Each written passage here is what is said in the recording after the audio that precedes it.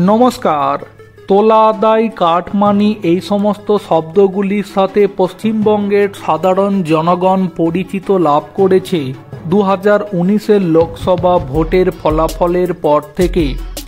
19-এর লোকসভা ভোটে তৃণমূল ভোটে বিপর্যয়ের সম্মুখীন হওয়ার পরে স্বয়ং তৃণমূল দলনেত্রী মমতা বন্দ্যোপাধ্যায়ের মুখ থেকেই শোনা গিয়েছিল তৃণমূল দলে যে সমস্ত কর্মী সমর্থক নেতা জনগণের কাছ থেকে কাটমানি নিয়েছে তারা যেন অবিলম্বে সেই সমস্ত টাকা সাধারণ জনগণকে ফিরিয়ে দেন।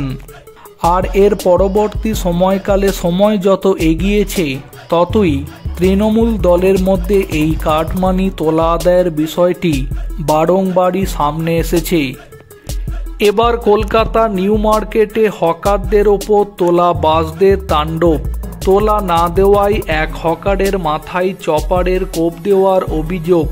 আগেও ওই ব্যবসায়ীকে জোর করে তুলে নিয়ে যাওয়ার অভিযোগ সামনে এসেছিল। এমনকি অভিযোগ পুলিশ প্রশাসনের ওপরেও। অভিযোগ সব জেনে হাত গুটিয়ে রেখেছে পুলিশ, এমনটাই অভিযোগ হকারদের। জানা যাচ্ছে শনিবার রাতে নিউ মার্কেটে ব্যবসায়ীদের ওপর হামলা চালানোর অভিযোগ সামনে আসছে।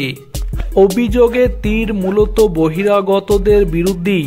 ইতিমধ্যেই ভবানীপুর থানায় অভিযোগ জানিয়েছেন হকাররা। এক প্রত্যক্ষদর্শী ব্যবসায়ী জানাচ্ছেন, শনিবার দুপুর 3টের ঘটনা। কয়েকজন এসে ওই ব্যবসায়ীর কাছ থেকে 3 লক্ষ টাকা চাই। টাকা দিতে চাননি ওই ব্যবসায়ী। ওই লাইনের প্রত্যেক ব্যবসায়ীর কাছ থেকেই তারা টাকা চান বলে অভিযোগ। ওই ব্যবসায়ী টাকা দিতে অস্বীকার করেন। সেই সময়ে নিউ মার্কেটের কর্তারা যান। কথাবার্তায় তখনকার মতো বিষয়টা মিটমাট হয়ে যায়।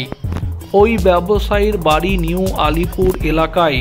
রাতে তার বাড়ির ওখানে গিয়ে হামলা চালানো হয় বলে অভিযোগ।